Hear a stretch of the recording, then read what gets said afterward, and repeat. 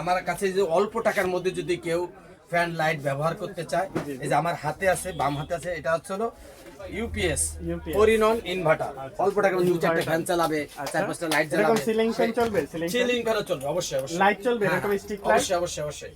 এই যে এখানে যে সোলারে কানেকশন দিয়ে দেওয়া আছে, এই যে কারেন্ট থেকে কারেন্টে চার্জ হবে, সোলার ব্যাটারি চার্জ হবে, এবং সে সোলার থেকেও কারেন্ট বের করতে পারবে, কারেন্ট থেকেও কারেন্ট বের করতে পারবে অল্প টাকার মধ্যে। 2000 আছে, 1000 আছে, 3000 আছে।